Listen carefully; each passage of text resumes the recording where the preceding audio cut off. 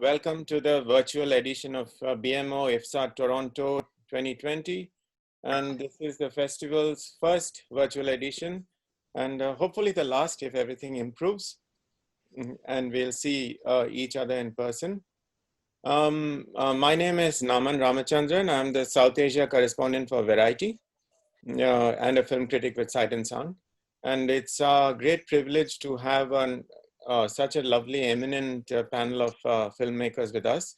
So all the way from Afghanistan via Denmark is Shahrbano Sadat. So shall we start with you? Yes, that would be lovely.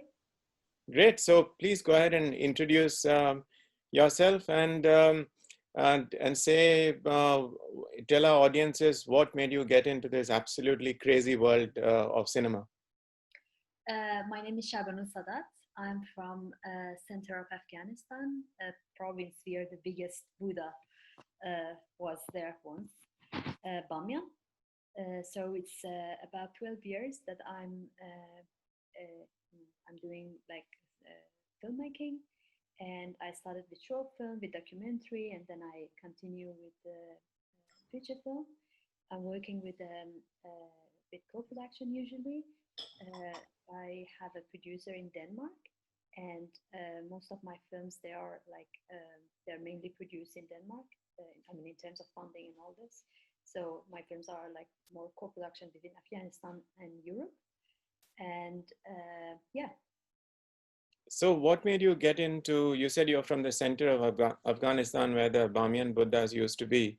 So what made you get into cinema? Because under the Taliban, cinema was suppressed for a very long time, right? Yeah, you know, I really like to because I a lot of time people asking me this question, and I really wish that I could say, you know, like the same, like the same answer that a lot of directors they're saying, like, yeah, I fell in love with cinema like when I was child, or I watched a lot of classic movies when I was younger, you know, but none of this happened to me. Actually, the first time that I stepped in a real cinema theater, it was like 10 years ago when I was 20. And the first kind of serious film that I watched ever in my life, it was when I was 18. So for me, cinema and movies, it was something that I introduced with that in a very late, you know, and the reason is, I think, because I'm from Afghanistan, and my life was very dramatic because when I was born in Iran as a refugee, because in Iran, you know, there is this rule that even if we are born there, they don't give you citizenship. So we are born there refugee. So I was born there refugee. And even though my family, they lived in Iran for more than 40 years, but it didn't really change anything. So so I had like this life as my childhood in Iran, because also in Iran there is like a big discrimination against Afghan refugees. So you know, for me as a child, it was always my biggest problem was school, because they didn't let the Afghan students go to school. So the rules changed every year, and and then the life was going on like that until I was 11 in 2001, after the 11 September events happened. And then when American invaded Afghanistan, then my family decided to go back to Afghanistan, to central of Afghanistan, where they came from.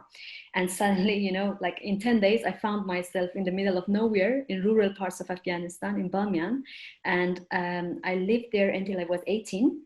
And in all those years, I was really like dreaming to go to Kabul, because Kabul, it was like this big city, you know, I've never been in Kabul. So I was just dreaming about being in Kabul. And then when I was 18, the first thing I did, after I finished my high school, I went to Kabul.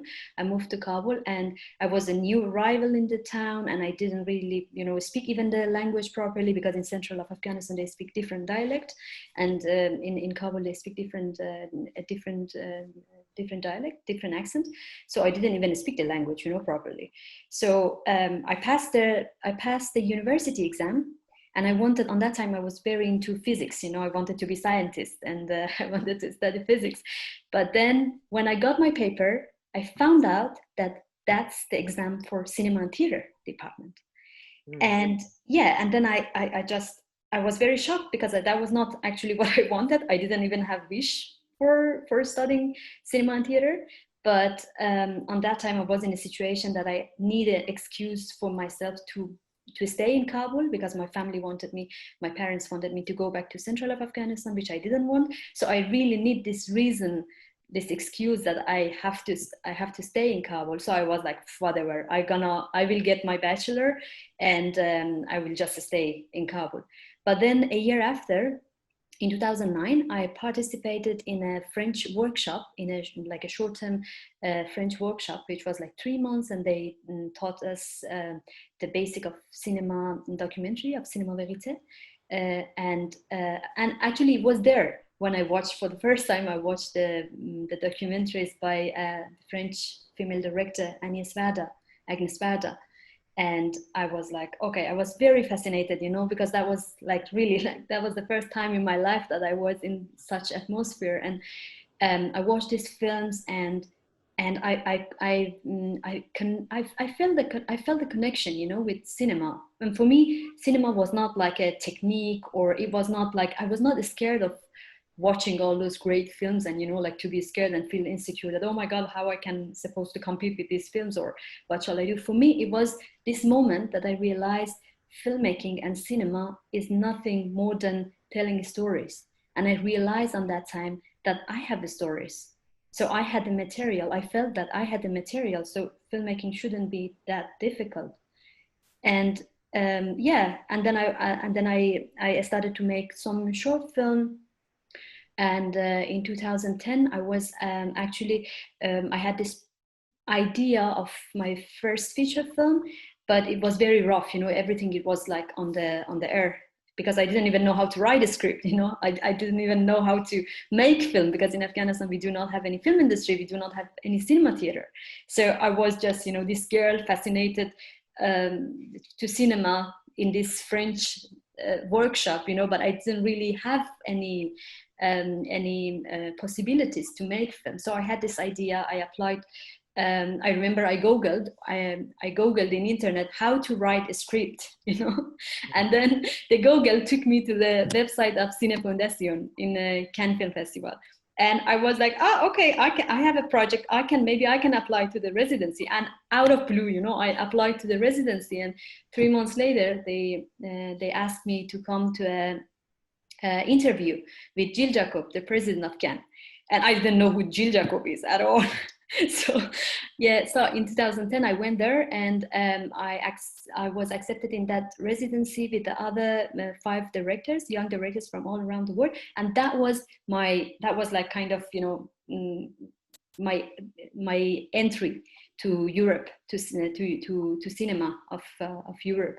And that was like where, like later, some years later, I met my producer. Like I watched a lot of films. I started to talk with crew, like to get funding from Europe, and like everything started from 2010 when I got into that residency.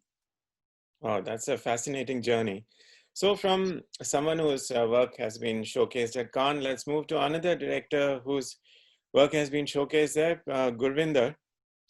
You also come from a region that has seen much conflict, and some of your early work has also been influenced by the place where you grew up in. So can you tell us where you grew up, and how what you have seen or around you or that cinematically has influenced you? Hi, Naman. To clarify, I never lived in Punjab. I have not grown up in Punjab. I grew up in Delhi. I was Same thing. Yeah, I was completely a Delhi boy. Went to a normal public school in Delhi, middle class. We were Punjabi refugees from West Pakistan, from West Punjab, which is in Pakistan. And so there was hardly any connection with Punjab other than the language, which we spoke at home. My grandparents did speak. My parents tried to speak because they were working in Delhi, so it was like always a mix of Hindi and Punjabi. And in school, obviously, it was always Hindi and English, never Punjabi. So in a sense, Punjabi was kind of, on the margins, to be spoken to when you were interacting with only with your grandparents. And that too, I think I realized much later, not initially. I think in my growing up years, I must have spoken to them in Hindi because that's what I was comfortable with. And and the first sense that we were outsiders, that I was a Sikh, actually happened in 1984 during the anti-Sikh riots in Delhi. And suddenly one became aware of one's religion and the fact that we belong to a minority community. And yes, so that was kind of, the first, I saw the Gurdwara burning from my window. And mobs roaming the street with stones and lathis. And how we were like, a Sikh family in a by and large Hindu neighborhood, and how we were protected by our Hindu neighbors. So that kind of, that was the kind of, suddenly a sudden realization that yes, that religion, that people fight over these things, And I remember the day Indira Gandhi was assassinated, and we were told that you have to go back home because Indira Gandhi has been assassinated. And we were put back in our school buses, and there was this teacher staring at me because I was Sikh. I had a patka, I had a juda, and so you obviously look like a Sikh, And she said, "In Sikhon ko sabak sikhana chahiye." My own teacher, she was my Hindi teacher, saying this, loudly in the bus. Yes. What does it mean? For those who don't know Hindi, it means these Sikhs need to be taught a lesson. Yes. Yeah. And that's where did cinema come in? And that's what happened over the next 3 months. So cinema was nowhere near, I was being told to, like every good middle class boy, to go for sciences or at the most commerce. But I was so adamant on going for arts and humanities. And cinema came in so I was fascinated by many things. I was interested in writing. I was interested in photography. I used to paint a lot as a child. And I think, all these interests kind of accumulated, and I happened to land up in Pune doing my master's. Even then, I just wanted to be, frankly speaking, I wanted to be a journalist, more like a photojournalist. And that's what was interest. Just roaming around with a still camera was my passion. And that's what I wanted to do. But when I landed in Pune doing my master's, I happened to start going to the film archives. And till then, I had not seen much cinema other than what used to come on Doordarshan. One had seen, by art cinema, one had seen a bit of, let's say, might have seen one odd film of Satyajit Ray or a couple of films of Shyam Benegal. More than that, I had not seen any serious cinema. And when I land in the film archives, the first film I see is of Bunwell. Wow. They were having a retrospective of Bunwell, and I saw Unshandalu and all the crazy films of Bunwell. And I said, oh my God, this is unimaginable, that. And I was familiar with art, So I was familiar with Dali's work. I was familiar with surrealism, with all the European art. And suddenly things started, I could relate. But where is this cinema coming from? And then one retrospective after another. Next retrospective was immediately Tarkovsky, And that time Suresh Chhabria was the head of the film archives, and he was curating these beautiful packages. And to see these films in a beautiful theater on a big screen with 35mm projection, it was, I think, it's a luxury. You can't imagine that now, And I sometimes think it's a pity that people now discover cinema on their laptop screens. But the good thing about that is that now you have unlimited access. I don't even know whether this unlimited access is a good thing or a bad thing. So we'll come to that when we talk about OTT in a second. Yeah. So being in Pune, and then I felt, and then I became friends with a few students from the Film Institute who used to also visit the film archives. Started watching some films in the Film Institute. And then I said, oh my God, and then after 2 years of my master, I realized I didn't want to work, And to escape getting into an earnings to where I had responsibility to earn a living, I decided, I should maybe try for FTI. It's a nice refuge for 3 years, and I won't have to earn. I won't have to do a job. So actually, to escape doing a job, I went to FTI. Excellent. And yes, so that's it. And but yes, but of course, I had got hooked on to cinema, and possible fact that it could bring many things together for me. My interest in various things. Even when I was at the institute, I used to spend all nights in the dark room, developing my photographs, and that was still my main passion. And people used to ask me, why didn't you apply for cinematography? I said, at that time, they wanted you to have a science background to apply for cinematography, which I thought was silly. They have done away with that now. So I had no other option but to apply for direction. Brilliant. So let's move. We'll come back to you. Let's move to Pushpendra. So Pushpendra, what's your journey? I have a very different journey. I come from a village in the Chambal region. So my family, experimented, and then they sent whole generation, like father, his brothers, and some of my uncles, and we were sent to a small private hostel in Mount Abu. It's a hill station in Rajasthan, very far off, like 1,000 kilometers from our village.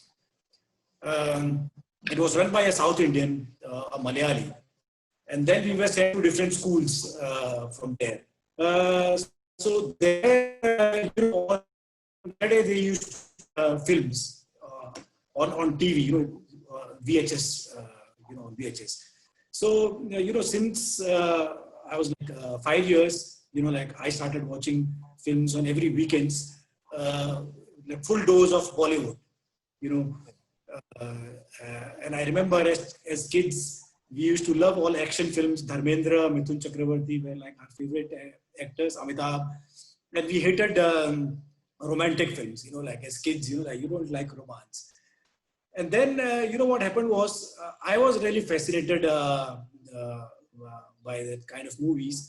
And, so like the rest of the 6 days, when we used to play, I never played the normal games, like I had this group of friends and we used to play films, whatever we saw, and, we would just, remove all the romantic parts, just take the action parts, have a villain, have heroes, and have someone like, kidnapping stories, chasing stories. I would just do that. And then, as I started growing up, I really wanted to be, I thought I will be a writer, like I'll go to Bombay, I'll run away to Bombay, and then I'll write. And then there were some kids from Bombay, then I started becoming friends with them, and I started inquiring. They were also clueless. Bombay is so big. But that really stayed with me. And then I went to Pilani, another small township in Rajasthan, where, it was this Birla school. And there, there was a lot of cultural activities used to happen. And they had this cultural competition also. There was a house system. So there I discovered theater. I started doing plays. And then it stayed with me. And I always wanted to be an actor then.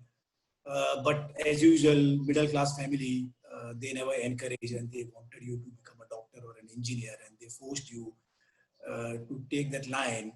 So, I completed my post-graduation, and then I went to Delhi. And then I worked for a year, made my own savings because my family wasn't supporting me. And then, Barry John was there in Delhi. And all these big names like Shah Rukh and Manoj Bajpayee, they had worked with him. So then I also went to his school. He started an acting school there. And that really changed me, And he opened up to a different kind of cinema, but which was still not European, what I discovered at FTI. It's more like, Hollywood, English, of course, Hitchcock and all those filmmakers also he opened up. He would do screenings on Sundays for us. And some European, more, not so experimental and not so avant-garde. And then, I discovered about FTI, and then I joined FTI in the acting course, But then we had this common course for 6 months. So, before going into specialization, we had to do everything like learn cinematography, editing, sound, direction, art direction, production design, etc., etc. So, that really, my batchmates, like other actors, were not interested in that. They would skip classes. They were not. But, I was really fascinated. And then I thought maybe I had taken the wrong course. And I wanted to be, I was sailing in these two boats. That, should I be a director? Should I be an actor? And then, I invited Amit Datta as one of the directors of our diploma films. And then, Amit also really opened up our understanding of kind of cinema, what we were seeing. And then, I started assisting Anup after I came out, and then, I changed my course. And then now I'm both an actor and a director. So that's my.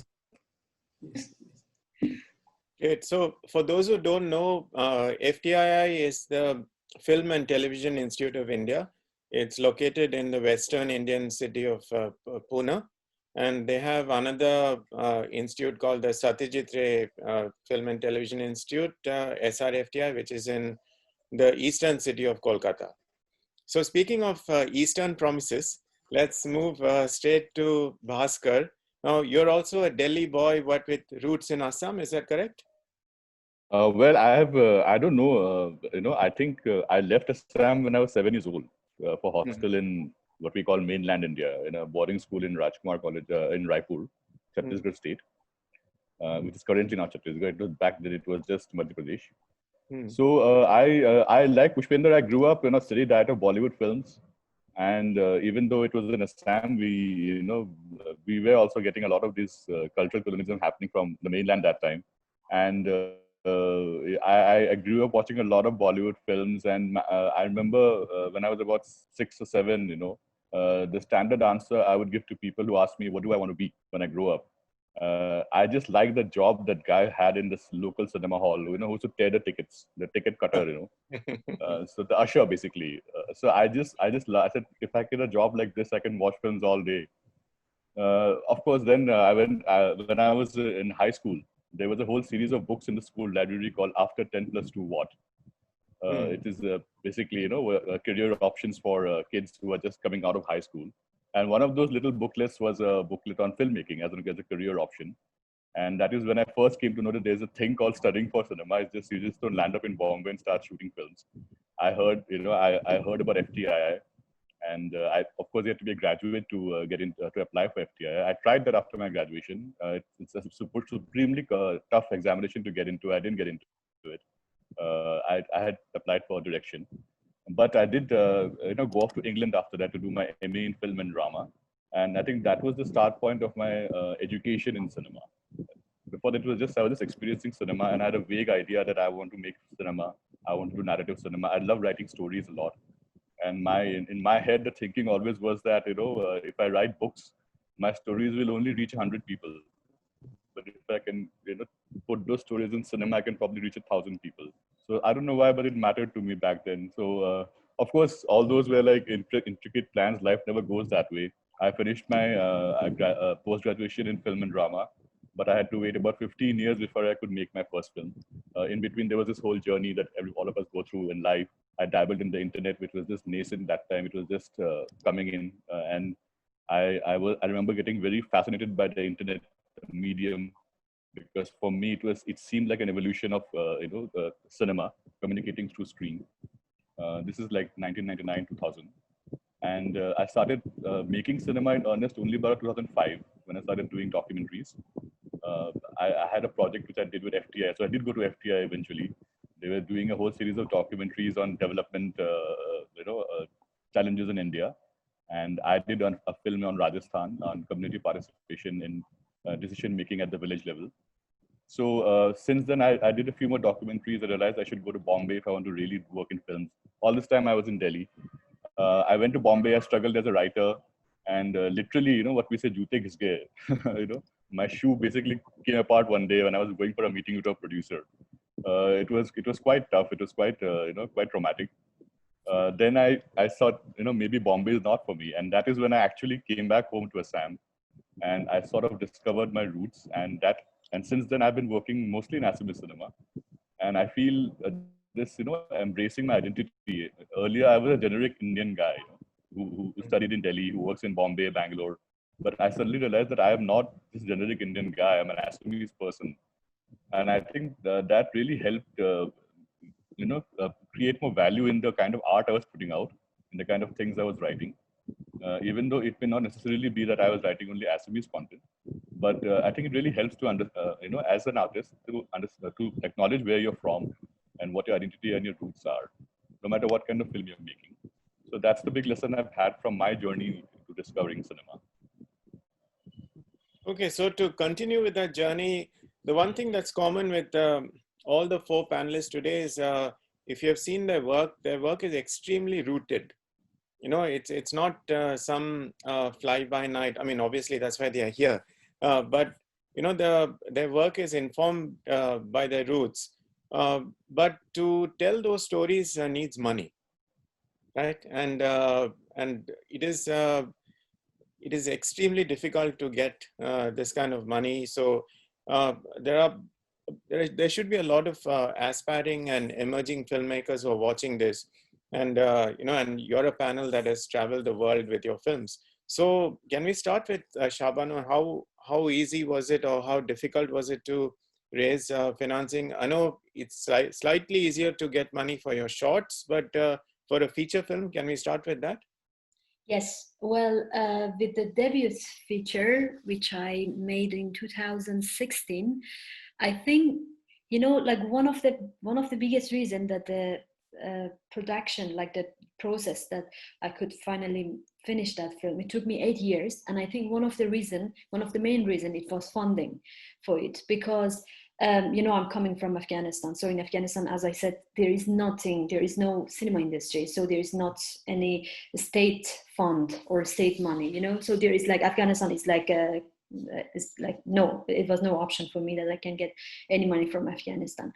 And also the fact that I am holding only Afghanistan passport, it doesn't really help me to get money, from Europe or from other places, because in this funding system, in many places in the world, you really can get points if the director belongs to a second country. For example, if I have the passport for Denmark, then Danish Film Institute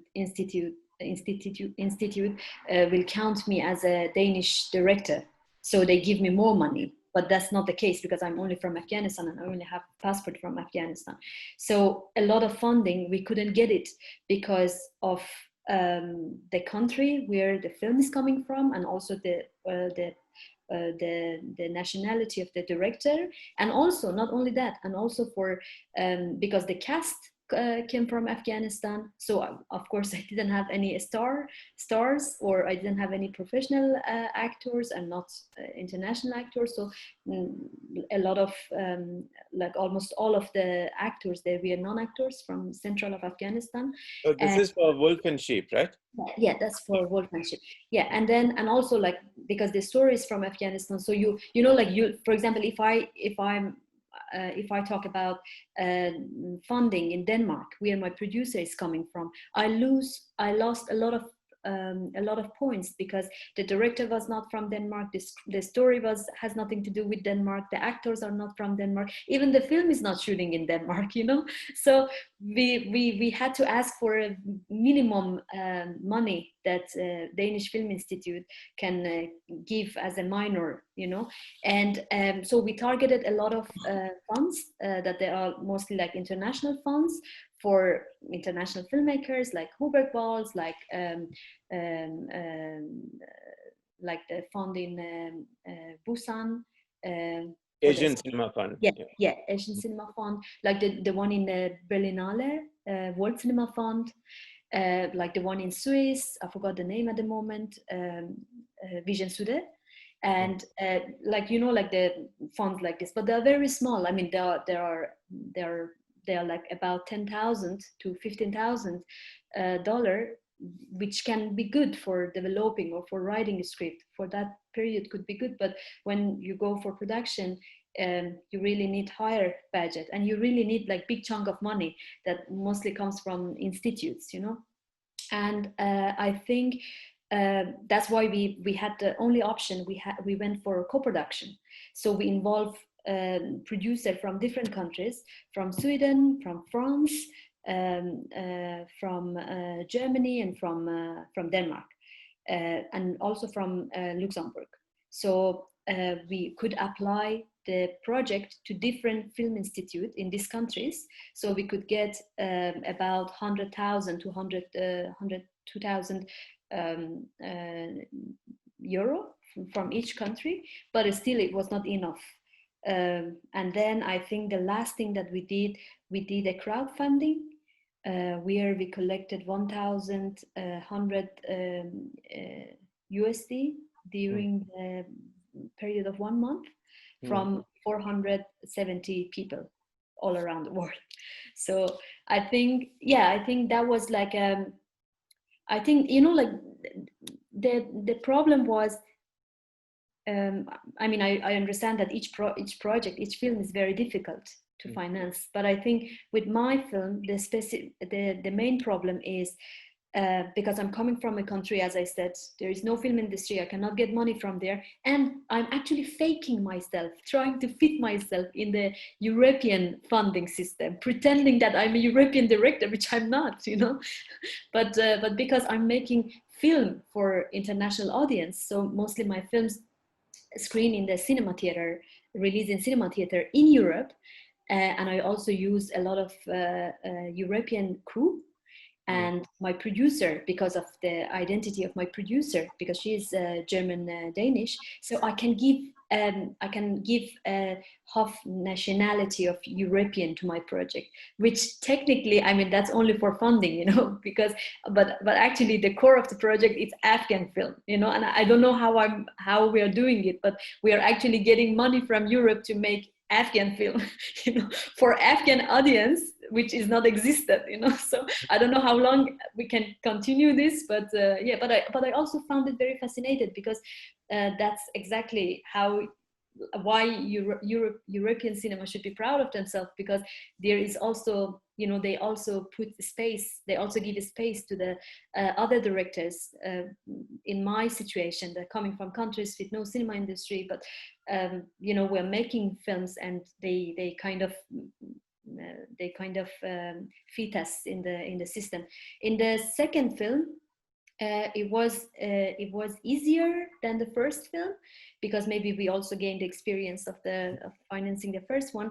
So this is the orphanage you're talking about. Yeah. About with the orphanage, it was also difficult in another way, because we end up with about 25 financiers.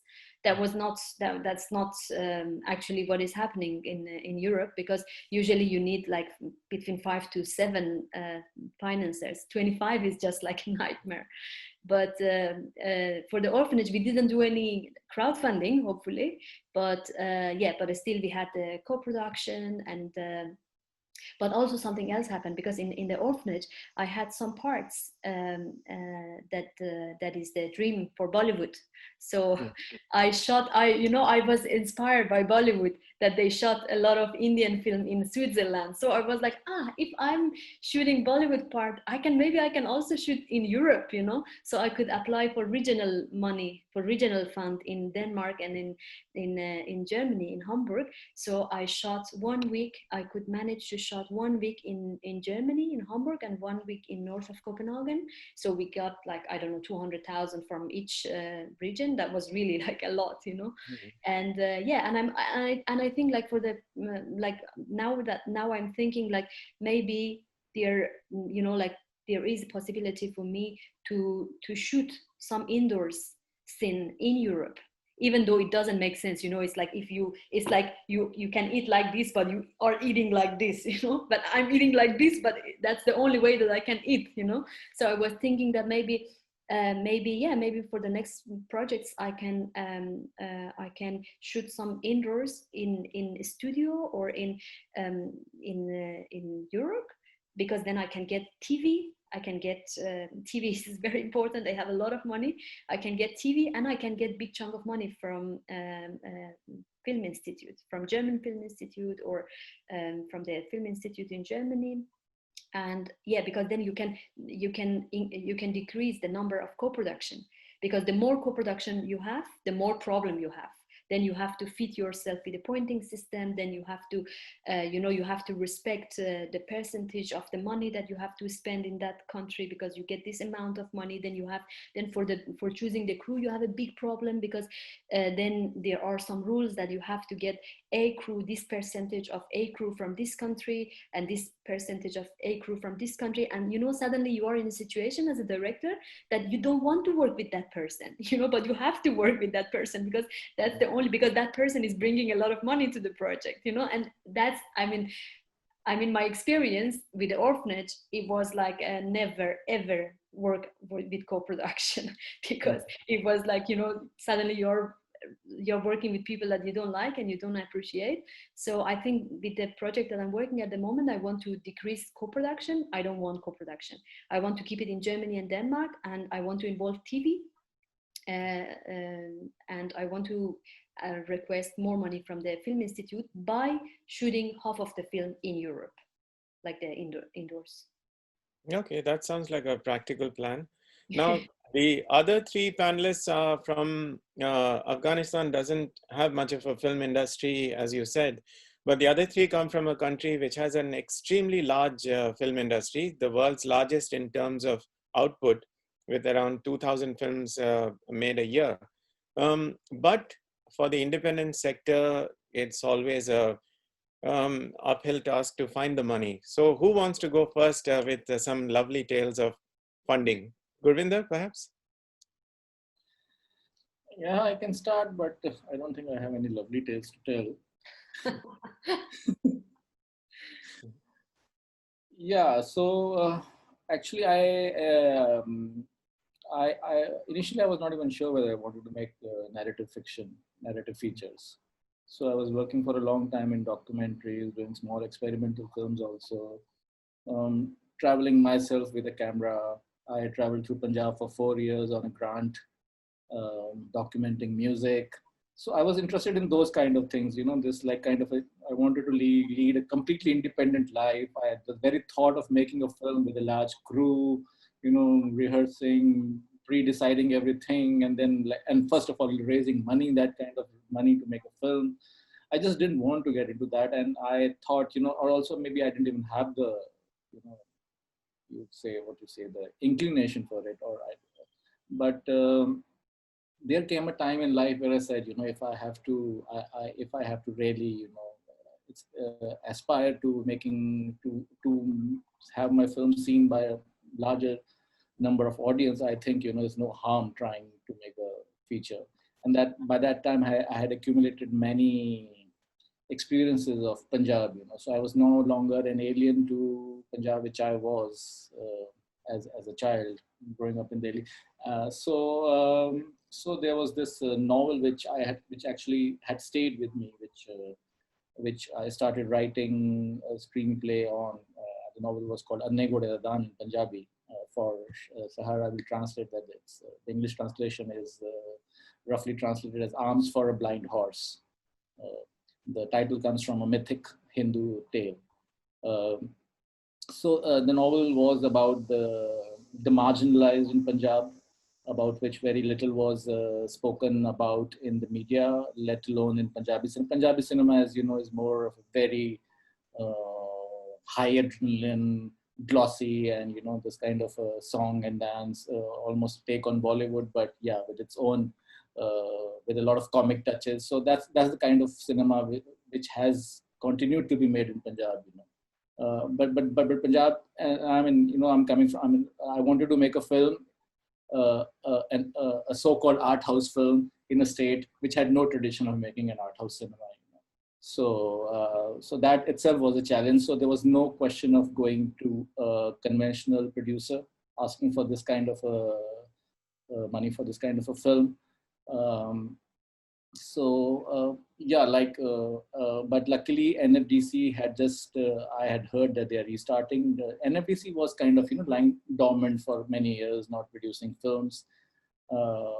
But with a new MD, Nina was the MD at that time, and she, I think, had been there for a few years, and they were very keen to start a new funding phase. And as just then, they had started the scheme for debut regional films. So if you were making a film which was not in Hindi and you were a debut filmmaker, you could submit. So that was the scheme they had, and under which I submitted my proposal. And I mean, there's a lot of behind the scenes which happened actually to get that approved. And I would really like to thank my mentor Manikal, who put in a good word for me.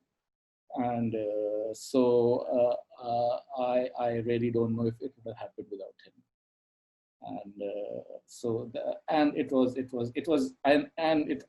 And within 1 year I was shooting my film. It was suddenly like, things were happening, and I was like, okay, we have funding, we have to shoot the film. And we got the funding in October. In January we were shooting. Everything happened so suddenly. Like it completely, it was overwhelming at that time. That I had to like pinch myself to feel that I'm making a film, which was on 35 mm, and with a decent crew, with the funding of 2 crore, which with the funding of at that time the funding was around 250,000. I just calculated it was around $250,000. So that was not a bad sum for that time, and we could. We shot for 40 days in Punjab, and I made my first film. Yes, and the film went to Venice, and got a very good response in the art house film circuit. Yes, but after the real challenge actually was after that to make the second film.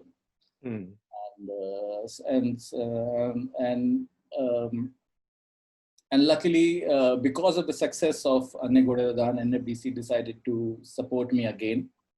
But this time, I wanted to make a film which had a larger canvas, which required a larger budget, and I approached NFDC with a co-production proposal that I will raise the money from through co-production.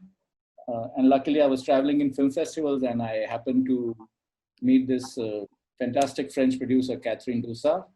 And she read this, she saw my first film, she read the script of my second film, and she liked it very much. And she said, let's do it, let's see what we can do. And then she applied for funding through CNC, which is the Foreign Cinema Fund for the French Foreign Affairs Ministry.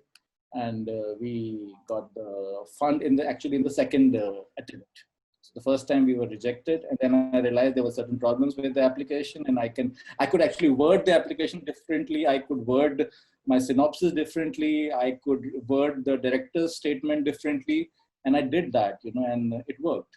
And on the second attempt, we got the funding from the CNC also. Then there was an arts fund in the UK, who I was lucky enough that I was approached and given money for that arts fund without applying for.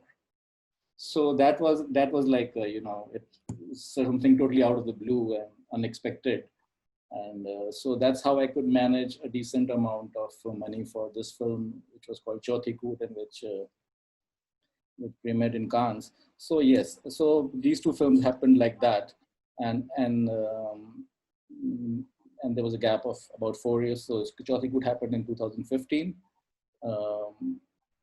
And then I have not been successful with co-production after that, I will admit. It becomes difficult after after 2 films. They like to support filmmakers for the first and second films, most of the funds. Even if you look at a fund like Hubert Bowles, I got the script development fund for Chauthi Koot, but I didn't get the script development fund for any of my future film.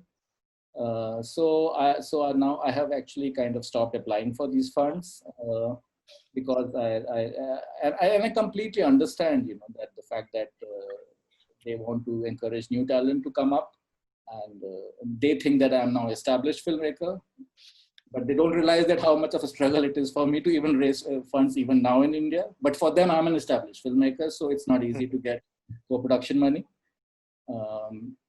But luckily, yes, I have made 2 films, Kannur, which will be showing, which is part of the Toronto, which is part of the IFFSA package, it's a small budget film, you know, made over a period of time with small funding from here and there. So that's one approach. So I could make 1 film through that approach. And after that, I've finished shooting. I've shot the film and it's waiting for its release. I don't know when will that be. And that's completely privately produced by, through this well-known producer. His name is Bobby Bedi. Yeah, so you know, he had done Bandit Queen and he's done a few Bollywood films, but somehow now he feels that he wants to do a different kind of cinema from what he has been doing.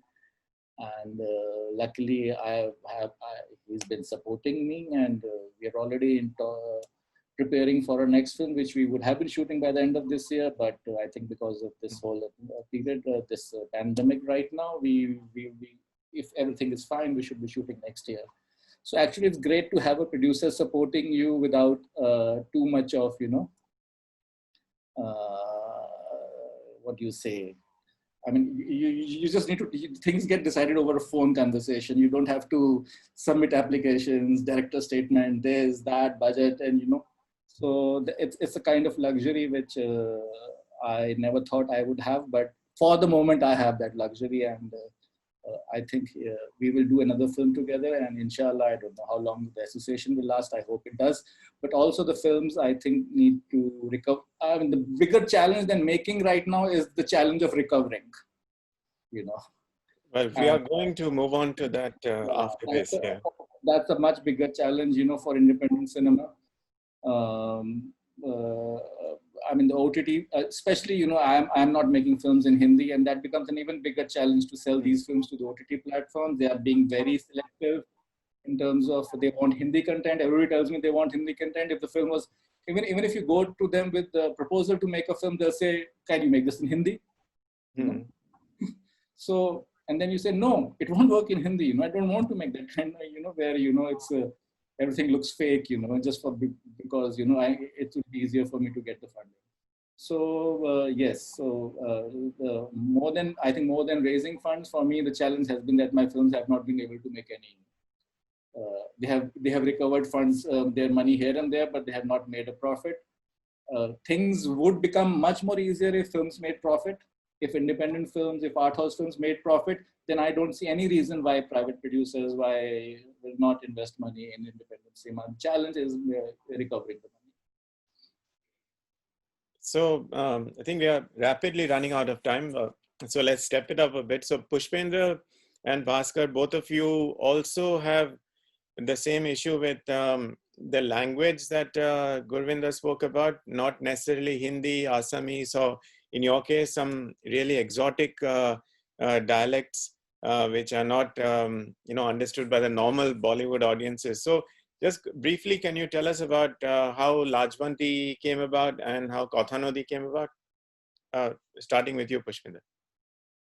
Lajbanti was like a no budget film. You know, I started on my own because, you know, I didn't want to go this route of applying here and there. And then, you know, because, you know, like I hadn't made a film because, you know, so it was just an experiment for myself, you know, like it began as a short film, but when I went there in the space, so it became a feature film later on. So you know, initially I just put my own money, and then I did some crowdfunding, and then in the post-production, a small producer also came in, and then he also gave a very small amount. So that's how, you know, it was made under a budget of 30,000 USD. Wow. So yeah. So and Bhaskar, Kathanodi? Well, it was a very, you know, the lesson I learned from raising funds for Kathanodi in hindsight, you know, and which I share with every aspiring filmmaker now. My understanding before I started making the film was that if my film's budget is $200,000 US, unless I get that $200,000 US, I cannot make the film. But what happened with Kothanudi was that I got a little bit of money from my brother, which was enough for me to shoot a mood reel. Because I'd never made a film before. I wanted to convince with the mood reel some investor to come in and put in the money. So that set us off. So we had a little bit of money. We recreated some scenes, shot some landscapes, and showed it to potential investors. But obviously nobody bought, nobody bid. So my family put in some more money for me, and I did a calculation and I realized that with this money I can shoot 17 days. So I said, okay, let's just not wait for the whole amount. Let's just shoot 17 days. I'm sure, and in that time we shot about 60% of the film. So with this much of footage, and it was good footage, I thought, I could entice a producer to, fund the remaining part of the shoot. Again, it never happened. I mean, I've met lots of producers. I showed them the beautiful scenes we had shot, which we were very proud of, but nobody was, buying. Then we did crowdfunding, and that sort of was very successful. We raised a lot of money on crowdfunding over 45 days, which helped us to finish the film. We finished shooting the film. Now there's another, but now we have to think about money for post-production. So, I struck some deals. Suresh Pai edited the film. He's a national award-winning editor. He really liked the footage and he wanted to work on the film. So I somehow managed to get the film edited, and I applied for the grant in Busan, the ACF grant we just talked about. So once the grant, came about, two things were solved for me. One was the finishing of the film, the coloring, and the sound mixing. This was all taken care of by studios in Korea. And they also gave me a platform to premiere the film in the Busan International Film Festival that year. So, in small steps, if you just keep working, chipping away on your film, whenever you get money, this is another alternative way of getting your first film made, I feel. My second film obviously was far easier. It is the way it should be. You meet a producer, they like the story, and they say, fine, I'm on board. And, and quickly we finish shooting the film within a year. I think we should thank these producers, right? So you're talking about Shyam Bora? Shyam Bora and of course Poonam Deol, And Poonam Deol was instrumental in getting the funding in. And of course, you need a guy like Shyam Bora in independent films, somebody who understands. In India, it's very rare to find a guy who knows what producing is. So I'm very lucky to be working with these two people on my second film, Anis. So let's move away from the grim funding scenario and let's talk about joy for some time. Now your films have been all over the world. Let's start with you this time, Pushpendra. Lajwanti, I mean, despite its small budget, was a great film, and it debuted in Berlin, right? Yes. Yeah. So how does it feel for, you said you made a really small film, $30,000. And so how does it feel to be on a global stage like Berlin? And now, I mean, this question is for all of you. And then and obviously you will be exposed to the Toronto audiences as well with IFFSA. So can you describe the joy? I mean, what do you get out of it? Do you finally say, is it all that struggle was worth it? With me, it's strange. There was no feeling at all. Because, like as independent filmmakers, it's the struggle to just complete the film is so exhausting that, when you go to the film festival, you don't feel anything. That happened with my debut film as an actor with Amit Datta directed a diploma film. It went to Venice, and then the whole post-production was handled by me because Amit he did not want to come to this side of India, and he got married and then he was there. So then he was coordinating from there, and then he gave me this responsibility, and that was a big learning for me also. That's how I learned. And then just suddenly the film premiered in Venice, and Amit sent me, he said, you go and you represent. So there also I was lost, because first it was like my first journey outside India. So I was just like experiencing the whole, you get lost in a city like Venice, So similarly with Berlin, I had been to talent campus there before, but I had sent a rough cut and they selected it, and then just this task to complete the film so that you sent it on time. So this happened with my latest film also, which was also invited to Berlin, and you just like rush to complete the film. And Bhaskar is lucky, I think Gurvinder is also lucky that they have professional producers. I don't have professional producers. I have investors like who come. So you, as a director, you also have to manage the producer aspects. Like looking at, this has to be done. This has to be done. You go there. You do this. So it's so stressful that for me, it's I don't know. Like I have like when I go there, it's like blank feeling. The festival. And how about you, Shahrbano? How's the experience been on the festival circuit? Well, it was very fun for the first film. For the first film, I traveled all around the world, and it was really fun. It was really fun. But for the second film, 2 reasons. First, I didn't want to go to the same festival again. So I was very selective, I was just choosing like the exotic, like the unique festival. Like, for example, there was a festival in a desert, in the middle of desert in Israel, or there was a festival in Russia, close to Japan. And it was like, just like, I didn't know, like I was, for example, I was 48 hours, I was in the plane. How is that possible? So I went to these kind of places that I had no clue where I'm going. But for the festivals in Europe, I didn't go because I didn't have visa. I couldn't get visa. But I also decided to not really waste my time going to that festival, from one festival to another, because it's really like, it's very good because you see a lot of people, you get the community get to know you, you get to know the community, and you meet a lot of people, and it's very good. But on the other hand, it's a very waste timing job, because especially if you plan like to work to start the next project, then suddenly you easily see that you are losing like 1 year just because you travel from one festival to another. And and I think for me, for the second film with the orphanage, I think I was not very excited to be in Directors Fortnight in Cannes, because it was like my 3rd time being there, and I was like, oh my god, I will be there all my life, which I think it's a very great section, but but I was more excited for the first film. And with the orphanage, I know filmmakers who would kill to be in your position. But I was actually, my wish for the orphanage was to go to India, because the film was tribute to Bollywood, and I really wanted to go to India with the film. And we had a distributor, an Indian distributor, and I was dreaming to go to India, but it didn't happen so far because of Corona and stuff like this. But but they have not released the film there. So I think I will definitely go there to watch the film with Indian audience.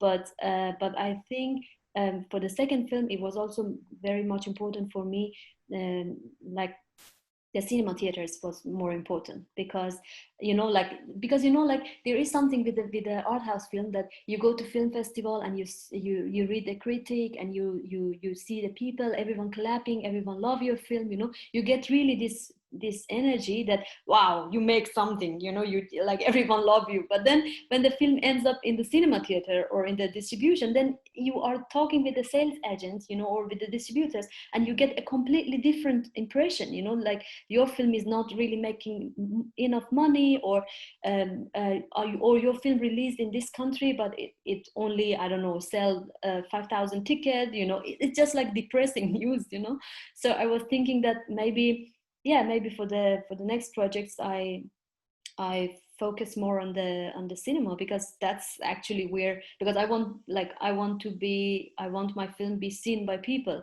And I think either I go with Netflix or HBO, that people can see it better, or either I go, I target people in the cinema theater.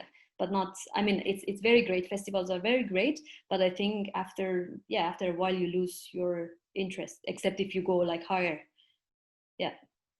Okay, I think that's a very nice segue to our next topic. I think we can all move on from the joy of it, and let's go back to Gurvinder, who said that the films are not making money, and so how can these films make money? And at the risk of being unpopular, I'm also going to ask the question: in this day and age of people going directly to OTT platforms. It's not just Netflix and Amazon Prime. There are so many. There's Disney Hotstar, there's HBO Max, there's Disney Plus, and there's Hulu, and there are so many of them.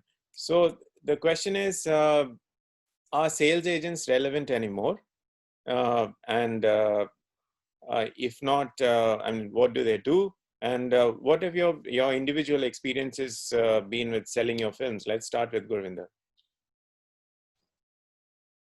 I mean, with Anne Ghoda, there was no pressure because it was an NFDC film and it was up to them to do whatever they wanted to do with the film.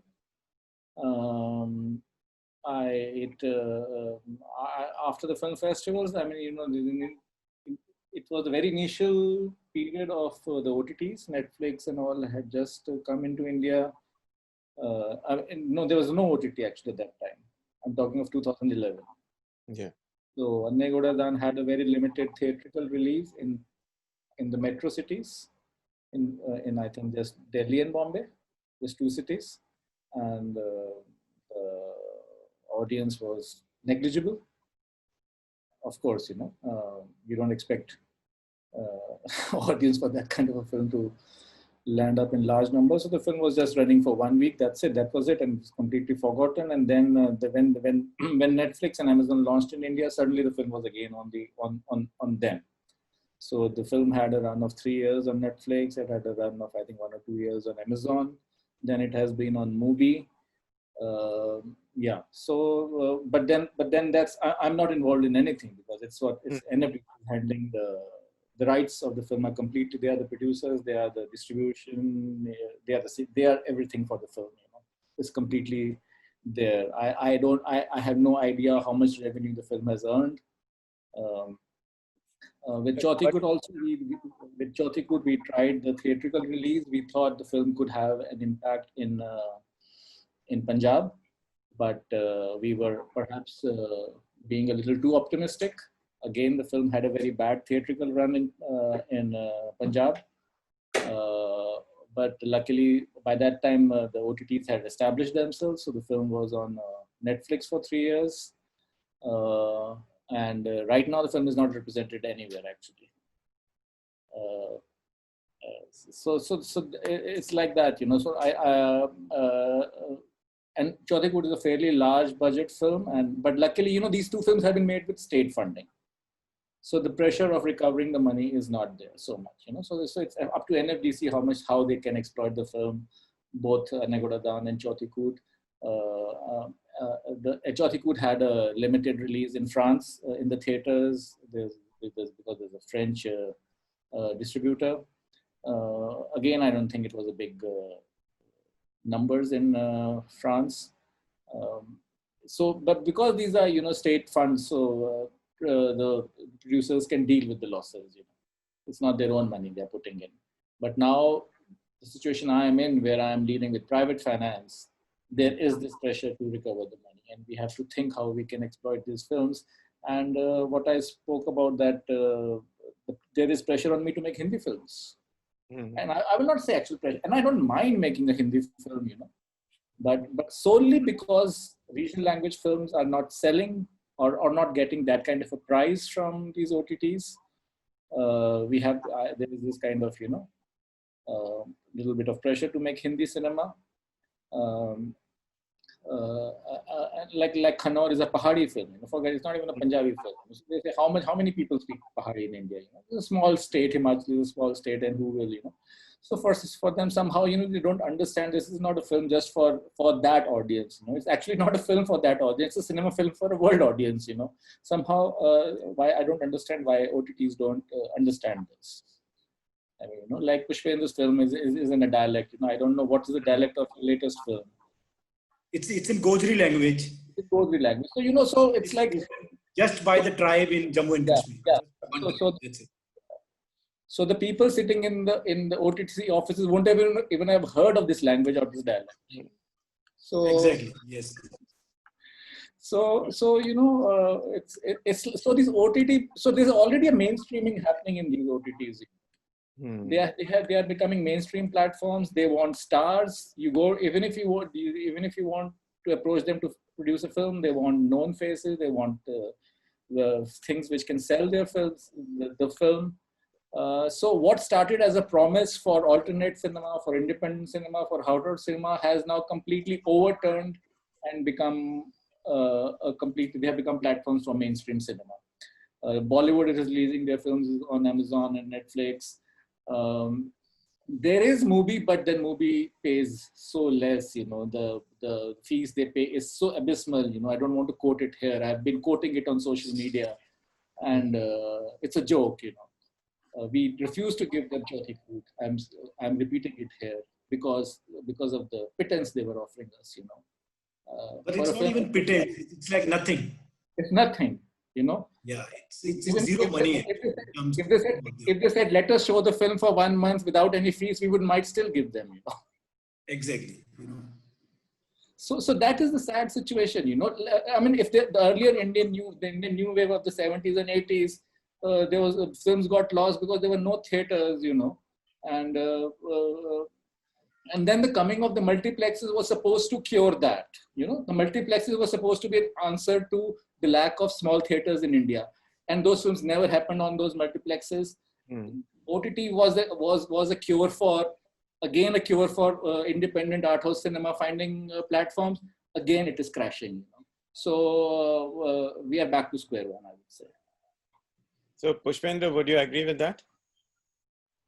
The problem is that, audiences, they don't want to go to theaters. Like multiplexes happened. Initially, some films were released. PVR job, they released. But people were not coming. These OTT platforms also give reasons like, okay, we have algorithms, we have data.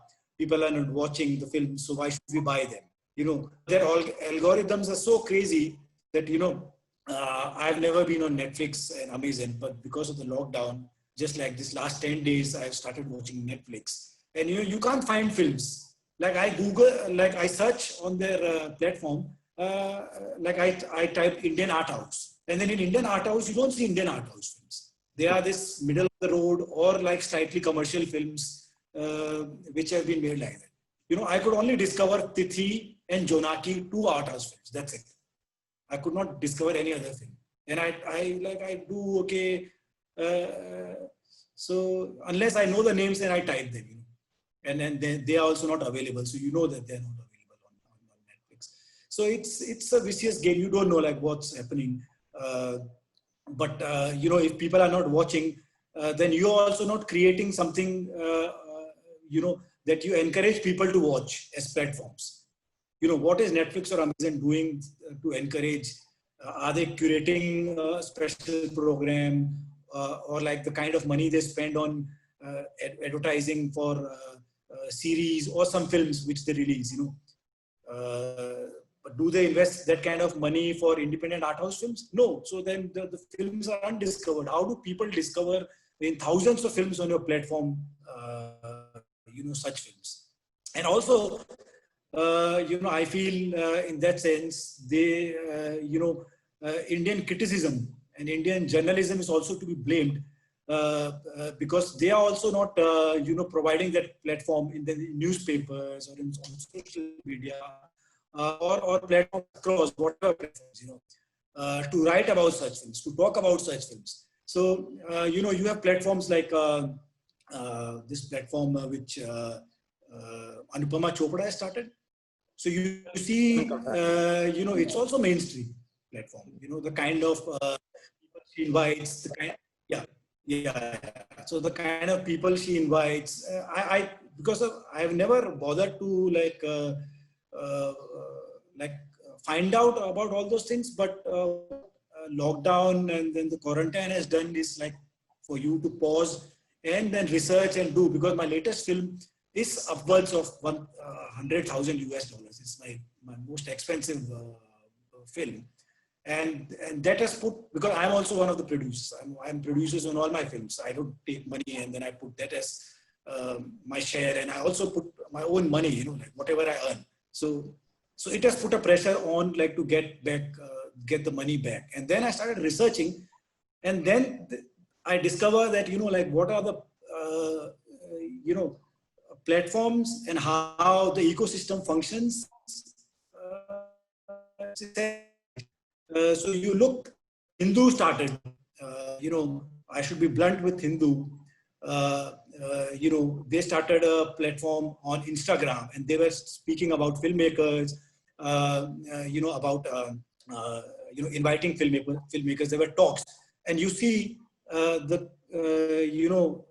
filmmakers which they were calling, they were talking, so which means they are also mostly catering to mainstream or independent cinema, which is more mainstream, which is not more avant-garde, more regional. And in regional also, we know it's mostly, commercial Telugu or Tamil or Malayalam cinema, which they try to promote as regional, but not independent art house. So it's a sad state actually.